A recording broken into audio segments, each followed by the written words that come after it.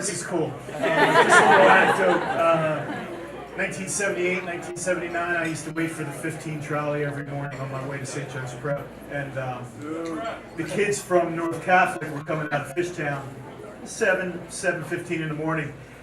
And they would have their quart beer bottles with them. And they would drink them up on the L platform. And they would drop them down into the middle of Girard Avenue as we were all going out to get the trolley in the morning. And this happened pretty much day after day after day. You know, and that was sort of the Philadelphia I grew up in. You know, I grew up in a neighborhood, you know, this is 1200 Frankfurt Ave. I grew up at 5200 Frankfurt Ave. And, you know, I lived on a block where there were literally 55 houses and 50 fathers that worked in factories. You know, there may be 4 cops, a fireman, you know, and that was it. That was life, you know, and somewhere that all went away, you know, it all went away.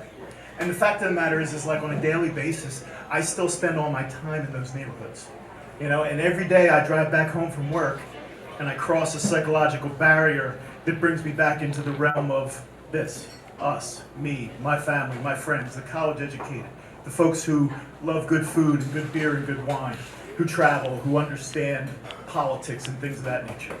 But yet the folks that I leave behind, they might get a dose of that, but they're never getting out of that place where they're from. So when we started Quaker City Coffee, me and my partner Christian Dennis, first thing we did was we discovered that we both grew up in Frankfurt. Number 1, I went to a little private school. Number 2, he became a drug dealer in Kensington. He spent about 7 years in jail. And what we decided to stir the pot on is creating a company that says, screw that.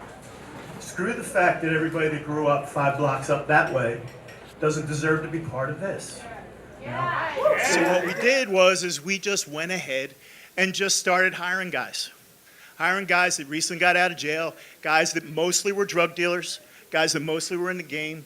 And it was a simple idea. The idea was that, like, who are the entrepreneurs? I want to hire Philadelphians. I want to hire people that grew up here, right?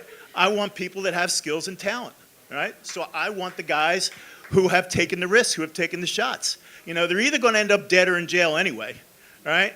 So you give them a job and you say, hey, let's give it a shot, you know? And the reality is what we do is we just give them another product. We sell coffee, you know? It's not that complicated. And, you know, I'm fortunate enough to have, like, a lot of relationships down here. Like, I know Will, who started this place right here. You know, I started Federal Donuts with some guys 5-6 years ago.